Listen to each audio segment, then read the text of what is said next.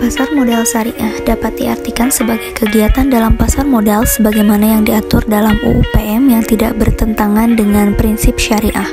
Secara umum, kegiatan pasar modal syariah tidak memiliki perbedaan dengan pasar modal konvensional, namun terdapat beberapa karakteristik khusus pasar modal syariah, yaitu bahwa produk dan mekanisme transaksi tidak bertentangan dengan prinsip-prinsip syariah.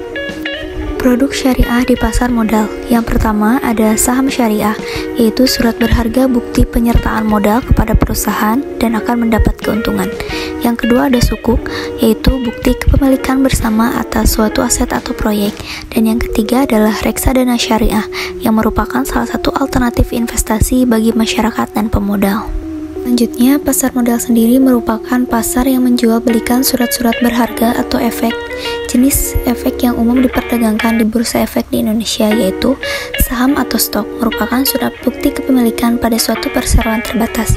Yang kedua ada obligasi atau bonds, surat bukti utang emiten yang dijamin oleh penanggung yang mengandung janji pembayaran bunga atau janji lainnya serta pelunasan pokok pinjaman yang dilakukan pada tanggal jatuh tempo.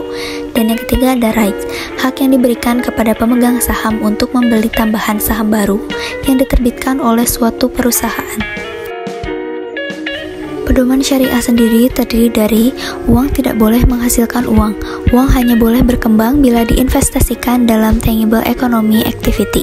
Kemudian hasil dari kegiatan ekonomi diukur dengan the return on investment. Return ini dapat diestimasikan tetapi tidak ditetapkan di depan. Selanjutnya, uang tidak boleh dijual untuk memperoleh uang.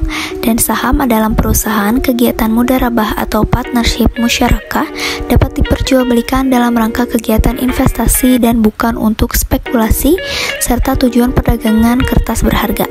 Dan yang terakhir, instrumen finansial Islami seperti saham dalam suatu venture atau perusahaan dapat diperjualbelikan karena ia mewakili bagian kepemilikan atas aset dari suatu bisnis.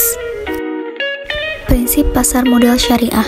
Pelaksanaan transaksi harus dilakukan menurut prinsip kehati-hatian serta tidak diperbolehkan melakukan spekulasi dan manipulasi yang di dalamnya mengandung unsur darar, gharar, riba, maisir, risyuah, maksiat, dan kezaliman.